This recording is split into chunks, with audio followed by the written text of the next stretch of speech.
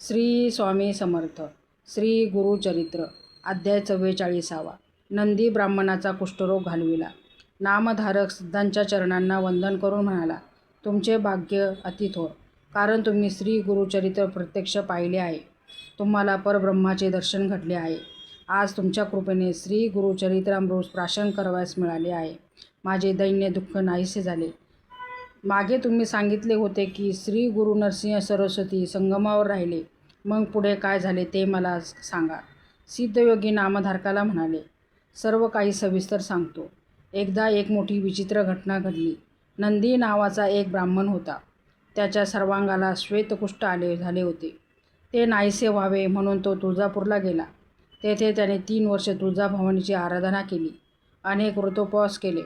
तेथे त्याला असा आदेश मिळाला की त्याने चंदला परमेश्वरी देवीच्या मंदिरात जाऊन तिची आराधना करावी. तेही त्याने केले. 7 महिने व्रत केले. एके दिवशी रात्री देवीने त्याला स्वप्नात दृष्टांत दिला, तू गाणगापुरात जा. तेथे मनुष्य वेशधारी त्रयमूर्तीचे अवतार श्री गुरु नृसिंह सरस्वती आहेत. तेथे तुझा रोग नाहीसा होईल. त्यावर नंदी म्हणाला, हे आधीच सांगितले असते तर इतका त्रास तरी सोसावा लागला नसता. प्रथम मी तुळजाभवानीची आराधना केली, नंतर तुझ्याकडे येण्याचा आदेश मिळाला. मग आता मला मनुष्याकडे का पाठवतेस? तू स्वतःला जगदंबा म्हणवतेस, मग तुला रोग का बरे करता येत नाही? तुझे दैवत पण कळले मला. आता मी कुठेही जाणार नाही. माझा रोग बरा होईपर्यंत मी येथेच राहीन. दुसरे काय?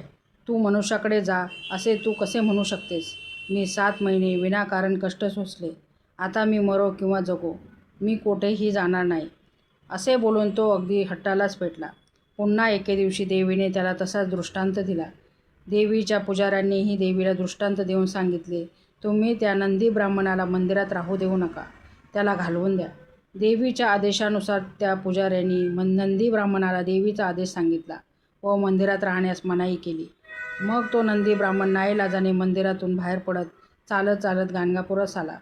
तो मठात आला व श्रीगुरूविषयी चौकशी करू लागला. मठातील शिष्य म्हणाले, श्री गुरु आता संगमावर आहेत. काल शिवरात्रीचा उपवास होता. आता पारण्यासाठी येथे येतील. तू येथे उभा राहू नकोस, जरा बाजूला उभा राहा. थोड्या वेळाने श्री गुरु मठात आले. तेव्हा शिष्यांनी त्यांना सांगितले, सर्वांगाला कुष्ठ झालेला एक ब्राह्मण आला आहे. त्याला आपले दर्शन घ्यावयाचे आहे. श्री गुरु म्हणाले, आम्हाला माहीत आहे. मनात संशय धरून तो आला आहे. त्याला मठात आणा. शिष्यांनी धावत जाऊन त्या नंदी ब्राह्मणाला मठात आणले. श्री गुरूंना पाहताच त्याने जमिनीवर लोटांगण घातले व हात जोडून उभा राहिला.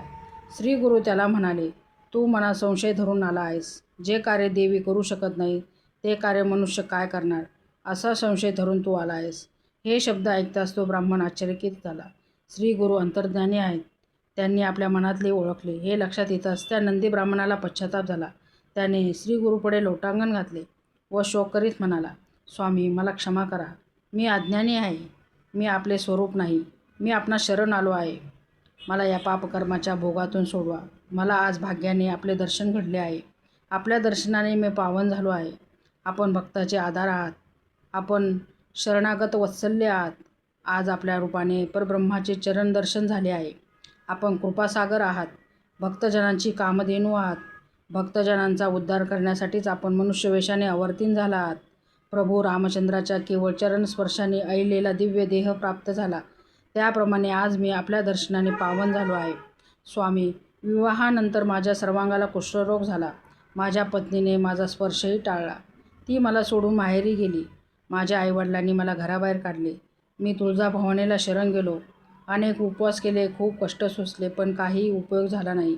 देवीने मला चंद्राला परमेश्वराकडे जाण्याची आज्ञा केली, पण तिच्याकडे जाऊनही माझे काम झाले नाही. देवीने मला आपल्याकडे जाण्याचा आदेश दिला.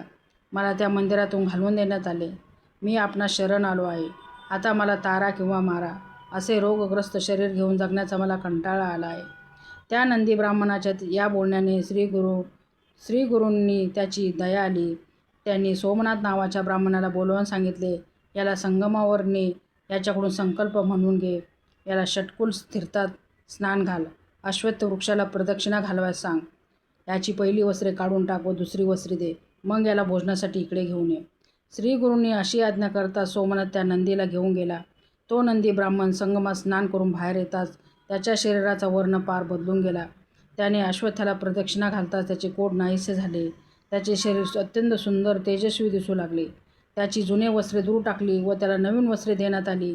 त्याची जुनी वस्त्रे जेथे टाकली गेली ती जमीन क्षारयुक्त झाली. मग सोमनाथ नंदीला घेऊन मठात आला.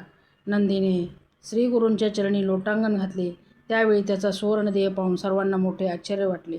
त्यावेळी त्या नंदी ब्राह्मणाच्या असे लक्षात आले की सर्वांगाचे कोट नाहीसे झाले असले तरी मांडीच्या आतील भागात एक लहानसा पांढरा डाग राहिला आहे. तो डाग पाहून घाबरला. त्याने तो डाग श्रीगुरूंना दाखविला. तेव्हा श्रीगुरू म्हणाले, तू प्रथम मनात संशय बाळगला होतास, त्यामुळे थोडे कोट शिल्लक राहिले आहेत. आता तू आमच्यावर कवित्व कर, म्हणजे तो डागही नाहीसा होईल. श्रीगुरूंनी असे सांगताच नंदी म्हणाला, पण मला लिहिता वाचता काहीच येत नाही, मग मी आपल्याविषयी कवित्व कसे करणार. श्रीगुरू म्हणाले, तोंड उघडून जीभ बाहेर काढ. त्याने तसे करताच श्रीगुरूंनी अभिमंत्रित केलेली विभूती त्याच्या जिभेवर ठेवली. त्याच ठिकाणी ज्ञान प्रकट झाले. तो श्रीगुरूंचे स्तवन करू लागला. तो म्हणाला, स्वामी, मी केवळ अज्ञानी. आपली सेवा करण्यास कधी सवडच झाली नाही. मायापाशांनी वेढलेला मी संसार सागरात बुडालो. आपले स्मरण कधी झाले नाही. मी अनेक योनीत जन्म घेत घेत मनुष्य योनीत जन्मात आलो, पण आयुष्यभर मी केवळ वाईट कर्मेच केली. नाना व्यसने केली, व्यभिचार केला. पुढे वार्धक्य आले, नाना रोग जडले, पण माझ्याकडून सेवा घडली नाही. स्वामी, आपण साक्षात त्रयमूर्ती अवतार आहात. आपणच या विश्वाचे तारक आहात. मनुष्य वेशधारी आपण प्रत्यक्ष नारायण आहात. आता माझे रक्षण करा, माझा उद्धार करा. अशा शब्दात त्या नंदीने ब्राह्मणाने श्रीगुरूची स्तुती केली. त्याचे ते स्तवन ऐकून लोक आनंदाने माना डोलावू लागले. त्यांनी केलेल्या श्रीगुरूच्या स्तवनाने त्याच्या शरीरावर राहिलेला कुष्ठरोगाचा डागही नाहीसा झाला. त्यामुळे त्याला अपार आनंद झाला. तो श्रीगुरूंच्या सेवेत रंगून गेला. त्याच्या स्तवनाने प्रसन्न झालेल्या श्रीगुरूंनी त्याला कवीश्वर ही पदवी दिली. मग तो नंदी ब्राह्मण श्रीगुरूंची सेवा करीत मठातच राहिला. ही कथा ऐकल्यानंतर नामधारकाने सिद्धांना विचारले, नरहरी नावाचा दुसरा एक कवी होता, तो स्वामीचा शिष्य कसा झाला, ती कथा मला सांगा.